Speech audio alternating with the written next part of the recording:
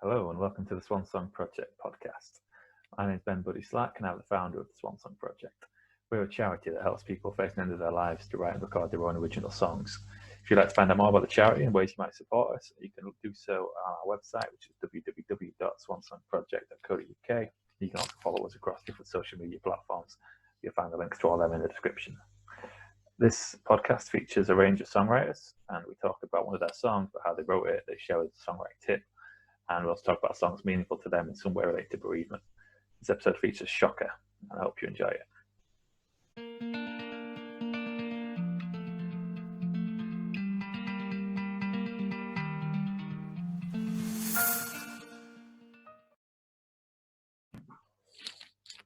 Okay, today I'm here with Shocka. Thanks for joining me. So good, bro. Liking the mask as well. Yeah. You got to be corona free. Can't be too careful, can you? Yeah.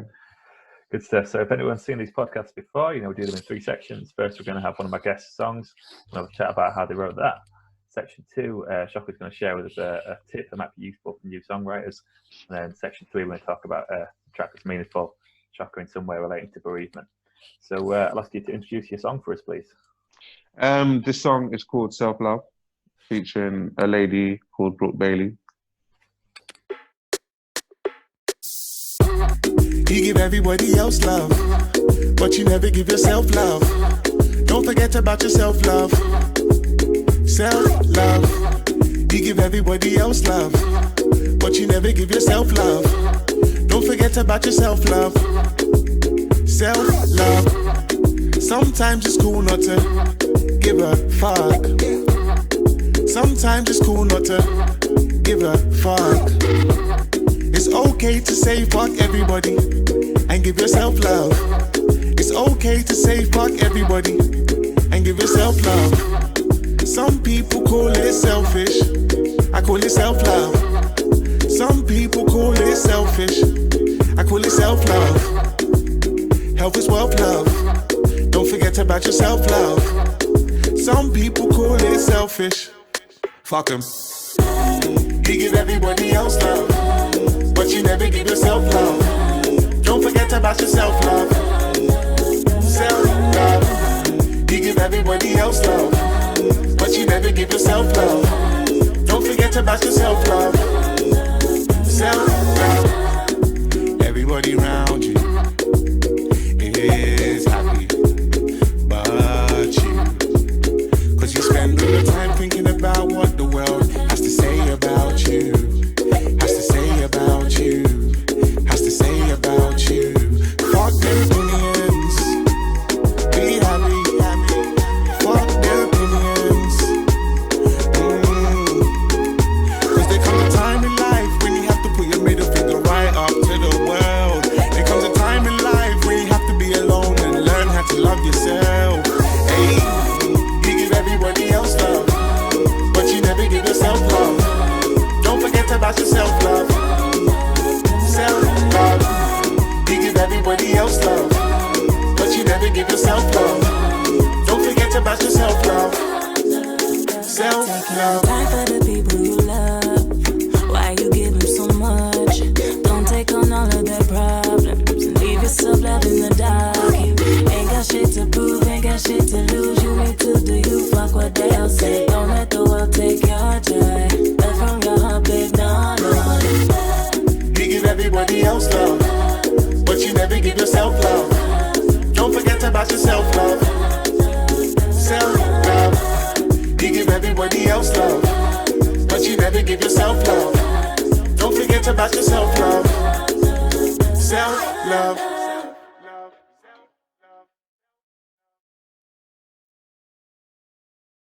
Okay, brilliant. So that was Self Love by Shocka featuring Brooke Bailey. So what can you tell us about writing that one, Shocka? The song was actually inspired by a woman called Louise Hay. I don't know if you've ever heard of her. No, I don't know. Like no one from this generation has heard. She's pretty old. She's passed away now. No one hasn't really heard of her. I stumbled across her luckily. Like my friend had her book on her WhatsApp status. And I'm a curious person naturally. So I was just like, oh, what's that? And she's like, oh, you should get it, man. It's a really good book. So I got the book. It's called You Can Heal Your Life. It's by a woman called Louise Hay. And it's all about self-love, just loving yourself, getting yourself to a good place. And I bought the book and I was really intrigued. I started watching all her videos on YouTube. But then I was like, how can I translate this message that I've got from the book into music? Because instead of going on my Instagram and tweeting about the book, I don't think that's going to reach enough people, whereas a song travels, you know what I mean? Music travels. So I was like, if I can translate this message into a song, it's going to reach so much people. So I came up with the chorus. Obviously, you give everybody else love, but you never give yourself love, don't forget. And I was like, that's perfect. But I'll tell you a story about how I got the beat. Someone phoned me on private number, and they was like, yo, Shocka, I met you somewhere and you gave me your number. I think now's the right time to call you. And I was just thinking, I wasn't really sure about it. But I said, you know what, let me just roll with it. And he was like, I've got this producer for you. He was like, trust me, I won't waste your time and call you if the producer was shit. Like, can we swear on this? Yeah, you're right. Yeah, he was like, I won't waste your time and call you if the producer is shit. Trust me, just trust me on this one. You have to link up with him. I'll give you his number. So I said, all right, cool. And this is a word of advice for like any upcoming artist. Sometimes, like when you're up and coming, I feel like you have to say yes to everything because you're not in the position to say no yet. And plus, you never know what opportunities you might miss on. I could have said to him like, nah, I'm not too sure about this. How did you even get my number? I don't remember giving you my number. Do you know what I mean? I could have approached him like that. But I said, do you know what? All right, cool. He gave me the producer's number. I messaged him. And this is another thing. The producer said to me, I'm working on a song right now, but I don't think it's your kind of track. So I'll hit you up when I got something that's your kind of song. And I was like, nah, don't ever box me in like that. I'm versatile. I can do anything here. I said, just send it my way. And then I said, just send it my way. Yeah, that's cool. I said, yeah, just send the song my way. Don't ever box me in like that, yeah? And then I'm going outside, by the way, if that's cool.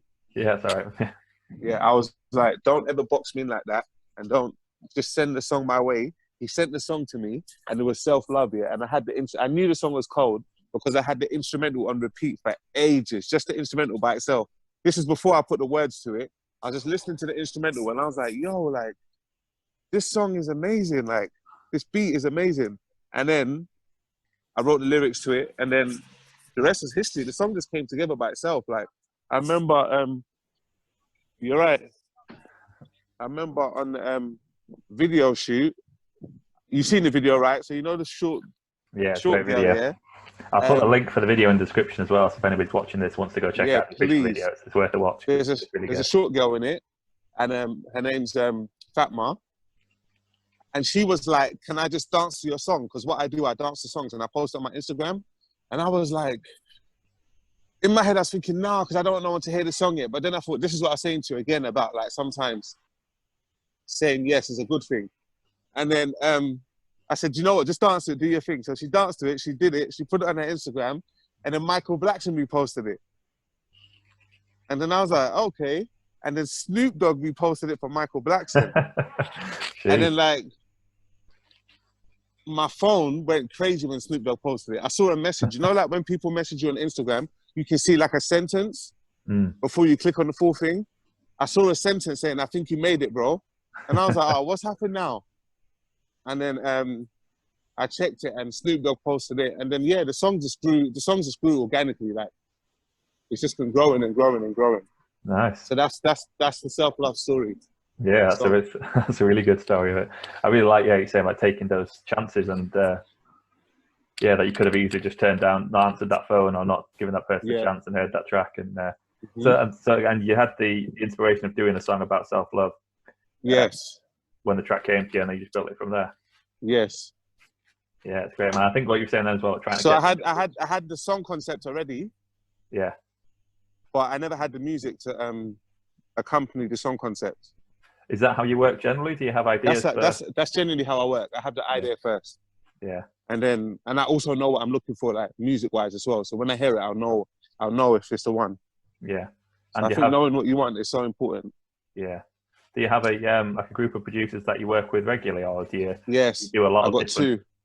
I've got two main producers that I'm working with that will have like the core foundation of the project, and then I might venture out to like other producers just to sprinkle their magic on it. But I have like the two main producers, which is Sin and TY. He made TY is the one that made Self Love, and Sin's made like Vent and like all this other stuff. Yeah, nice. Yeah, one of the things I was thinking is when we're talking about wanting to get the message of the book across in a song. Yes. When you've got a song with a good hook and a good catchy chorus, like that, it sticks in people's heads more. So if it's got a positive message like that, if that's in people's heads all day, yes, exactly. Only good things, isn't it? Exactly. Yeah. Good stuff, man. Good stuff. Thanks for sharing that with us. So let's move into section 2 now. Shows. This is where I ask my guests to share a tip that might be useful for other writers. So what would your tip be for us, Shocka? My tip will be to be as honest as possible. Yeah. Because I think when you're honest, it's easy to connect. And my tip would be don't shy away from your story as well, because you never know who can relate to it. Like relating and connecting is everything in music. That's everything. That's everything. It's all about connecting with your audience and relating. If you can nail that, then you've won. Once you can get your audience to connect with you on an emotional level, you're basically in. Because that's what's going to make them come to your shows. Like, do you understand the effort it takes to go and see an artist? You've got to take time off work. You've got to think about parking. You've got to think about what you're wearing. So in order for someone to consider all those things to come and see you, they have to connect you on an emotional level. Do you know what I mean? I'm not just going to get up and leave my house to go and see anyone. Nah, I'm good. Nah, I ain't got nothing from me. So in order for you to go and see your favorite artist, you have to connect with them emotionally. There's only a handful of artists I would leave my house to go and see. Like if you gave me a ticket for, I don't know, Jason Derulo right now, nothing against Jason Derulo, but do you know what I mean? I might not go because I'm not a fan like that. He hasn't moved me. So when you see an artist sell out a show and you see thousands of people there, it just shows you all those people have connected to that person emotionally. So that's what I'll say that's a songwriting tip. Yeah. Write from your heart and try and connect with your audience. It's the best thing to do. Do you have any tips or particular things that you do about doing that, of like how you're accessing that part of yourself? It's something that I know I think people find difficult a lot of times. They'll start writing something and think they're being honest, but like actually they're trying to write in a certain way. It's almost difficult sometimes, isn't it, to connect with what you actually want to say. Sorry, can you repeat that again? Sorry, I was just distracted. Gav, let me just one sec. We'll pattern it. Yeah, go on. That's all right. Yeah, I was saying, do you have any like tips or ways that you go about like connecting with that real honesty? I think sometimes just people, identifying what they actually want to say is quite a challenge. Do you have any particular things there? Yes, just staying as true as possible. Staying as true to yourself as possible. Being as true to the story as you possibly can. Sometimes you can't be 99% true or 100%, but even 98 is close enough. Yeah. That's enough to connect and resonate. Do you know what I mean? So that's what I would say. Like, I guess the more you do it, the better you get at it, don't you? Yes, the more you practice. Yourself. Yes, exactly. Yeah. You put it perfectly. Great stuff, man. Cool. And let's move into section 3, shall we? This is where I ask my guests to share with us a song that's meaningful to them in some way related to bereavement. So I'll put the link for this song in the description. So what song did you choose for us, Shocka? I chose Sing About Me by Kendrick Lamar. I think that's one of the best songs that I've ever heard in my whole life. The beat, the way he attacked it, the storytelling, the message. And the reason why it relates to me so much is because the chorus that he says, when the lights shine off and it's your turn to settle down, my main concern, promise that you will sing about me. And that's every artist's dream. Every artist would love to get their name still uttered after they're gone and people to still sing about them and people to still talk about them. I know that's one of my goals. After I'm gone, I want people to be playing Self-Love that never got to meet me in flesh. Do you know what I mean? I want that song to touch generations to come. And it is going to touch generations to come. I think that song has got a long lifespan. I think that song's really going to touch so much people. And that's a beautiful thing to know that I won't be here and people are still going to be dancing to my music and still going to be getting touched. So that song means so much to me, man. Sing about me, man. I want people to sing about me, not in like an egotistical way, but just for the fact I put great art out there and I had a good intention. So yeah, I hope that lives on. So that's. Yeah, I think it links to what you were saying before about connecting with artists that you want. Yes. Yeah, so it's not about ego. It's about you want to know that you've connected with artists in the way that artists have connected with you, and that you're remembered in those positive ways of them, and if Exactly. enjoy your music for years to come. Exactly. Yeah, it's a great one. Yeah, it's a powerful song. It's the first time I've heard it when you sent me over to me. Yeah, I've listened to it. Yeah, it's beautiful, man. Yeah, it's a great track. Good stuff, man. Well, thanks for your time. No worries, man. I wish I could have given you more time, but I'm in the train station right now, so I literally got to shoot off. Yeah, that's cool, man. I appreciate your time anyway, and yeah, best of luck with everything. Really nice talking to you. And thank you, man. And let me know when this is out as well, so I can listen to it and promote it.